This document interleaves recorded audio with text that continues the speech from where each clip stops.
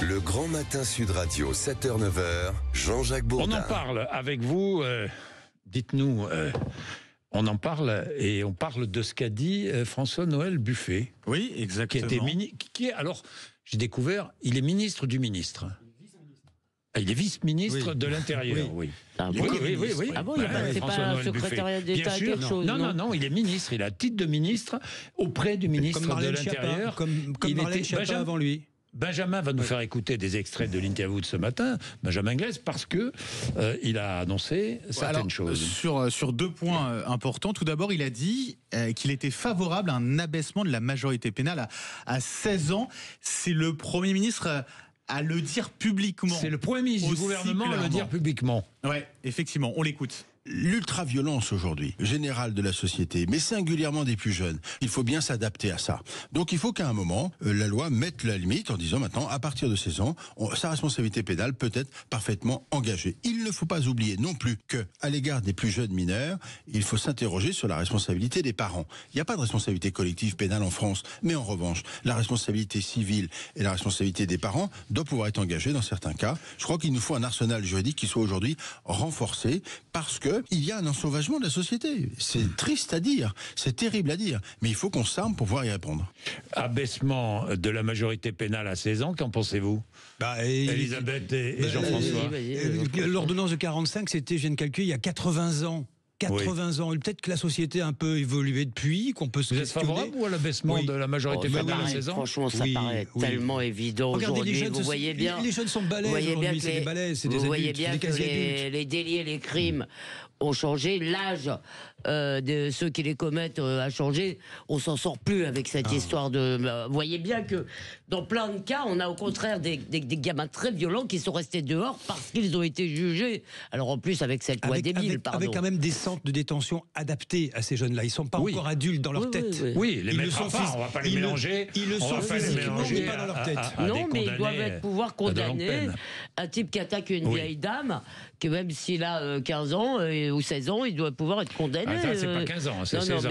Oui, mais il peut être condamné. Non, il est condamné à rien, il est condamné 6 mois après.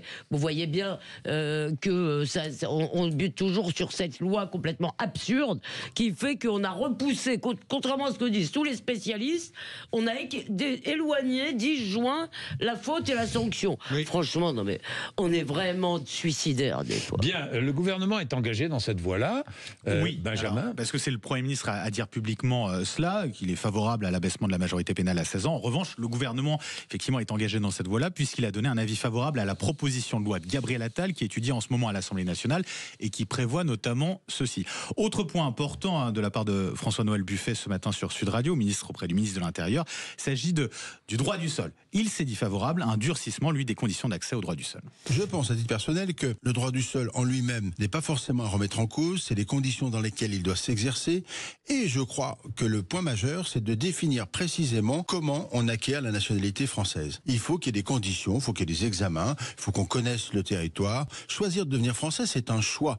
Et si nous, demain, on était dans un autre pays et qu'on veuille prendre la nationalité d'un autre pays, eh bien, on nous demanderait de faire la preuve qu'on aime ce pays et qu'on connaît ce pays. Il faut qu'on fasse pareil. Et ça, c'est très, très important. Ça passe par une loi. Ça passe par un texte. Par un texte de loi. Et ça passe aussi par un gros travail sur les politiques d'intégration. Il y aura un texte de loi sur le sujet. Moi, je pense que si le débat s'ouvre, naturellement, il y aura un texte de loi ensuite, bien sûr. Ah, texte de loi. Oui.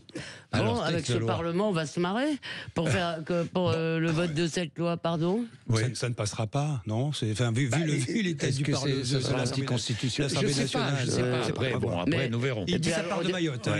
Oui, bien sûr, mais c'est évident. Juste sur le principe, je ne veux pas faire de juridisme que je ne suis pas en état de faire là, mais sur le principe, qu'on demande quelque chose aux gens qui veulent devenir français, qu'on pose des exigences et qu'on vérifie que ces exigences me semble quand même être un minimum vital. Alors aujourd'hui, on demande quand même de connaître la langue, mais pas encore totalement suffisamment. Non mais Jean-Jacques voulait que je vous présente un certain nombre de gens qui ont eu la nationalité française sans parler un mot de français.